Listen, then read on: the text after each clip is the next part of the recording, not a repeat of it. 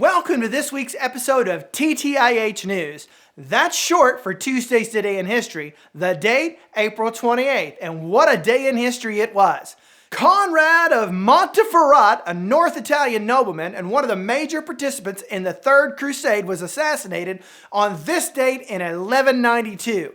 He was the de facto king of Jerusalem by virtue of his marriage to Isabella I of Jerusalem. Now his marriage got him the gig, but just 2 days before his death, he was officially elected the position by the people. Let's move over to Andrea, where she's got a story about some heavy taxes and a shady leader. Andrea? Okay, Barry, here we go. Back in the year 1376, there was a meeting held by the English Parliament in London.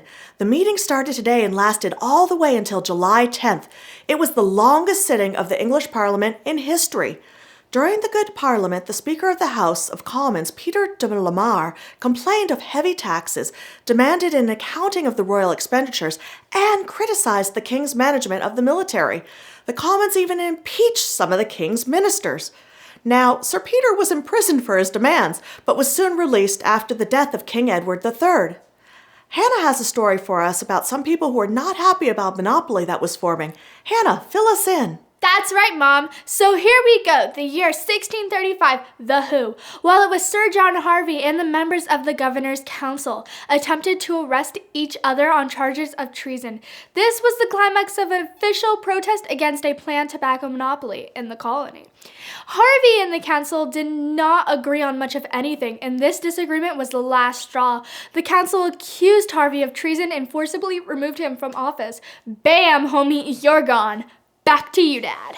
Captain James Cook landed at Botany Bay in Australia in the year 1770. In his journal, Cook recorded his landing at Botany Bay on the afternoon of Sunday, April 29th, 1770. We know that date was not officially correct, as in civil time, it was actually the afternoon of April 28th, which is confirmed by the date described on Captain Cook's monument at Cornell. After Cook's voyage, the British planned Botany Bay as a site for a penal colony, that means prison, and in 1778, the first fleet of 11 convicts arrived and founded Sydney, Australia. Do you know what time it is? It's time for the Deep Dive! Each week I select a topic of the newscast where I provide various materials and references for you to take a much deeper dive into the subject. So this week's deep dive lesson, where your homeschool family can dive deeper into a fascinating subject, is Mutiny on the HMS Bounty. Let's go to the story. In the year 1789, Fletcher Christian led the now famous mutiny in the South Pacific on the HMS Bounty against its captain, William Bligh. Mutineers set Captain Bligh and his 18 crew members who were loyal to him afloat. By setting Bligh adrift in an overcrowded 23-foot-long boat in the middle of the Pacific, they thought they had given him a death sentence. But by his remarkable seamanship, Bligh and his men reached the East Indies on June 14th after a voyage of about 3,600 miles. Bligh returned to England and soon sailed again as the captain of another ship. This is a fascinating story and a fascinating book. I encourage you and your family to take a deep dive into the subject. Now, let's head over to Noah for the next story. Noah? Great story, Mom. Check out this one. In 1788, Maryland became the 7th state to ratify the U.S. Constitution.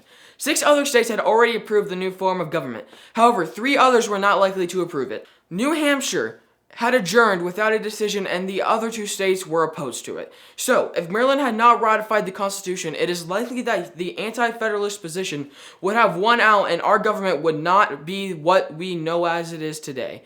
Back to you, Dad. Noah, that story goes to show all of us that our way of life can be fragile, and if we don't stay engaged and aware, it can change. Well, I've got a great story that goes back to the year 1818.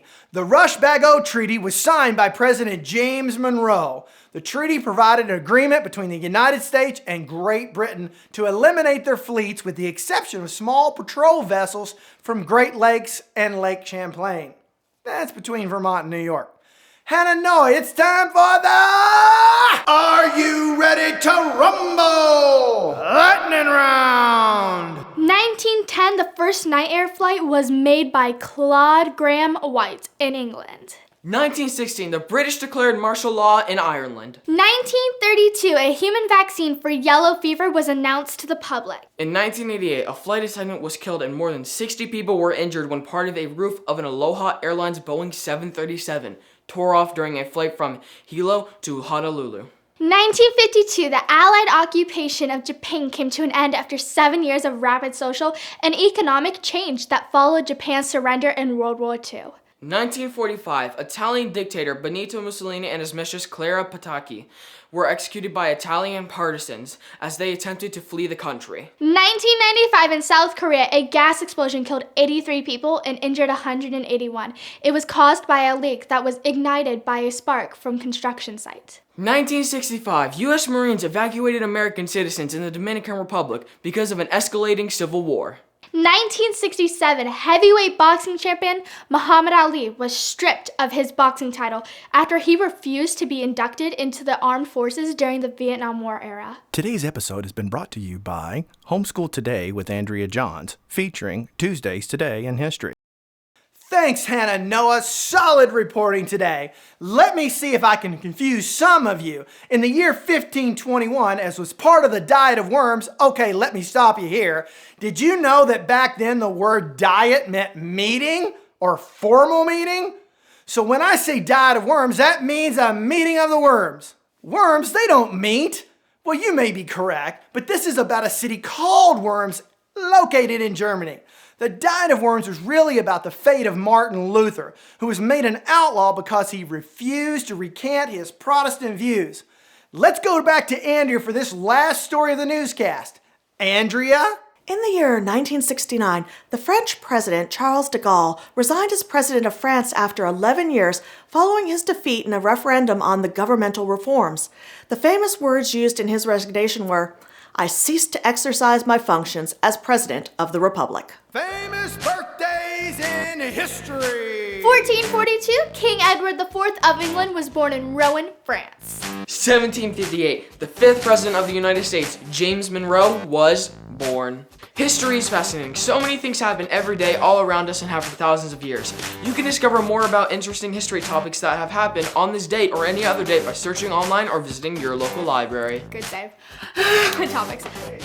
You did good. Please hit the like button at the bottom of the screen. It's what keeps us making these videos. And don't forget to subscribe and hit that bell so you'll be among the first to know as new videos are released. In the famous words of George W. Bush, there are singular moments in history, dates that divide all that goes before from all that comes after. Until next time, Happy homeschooling!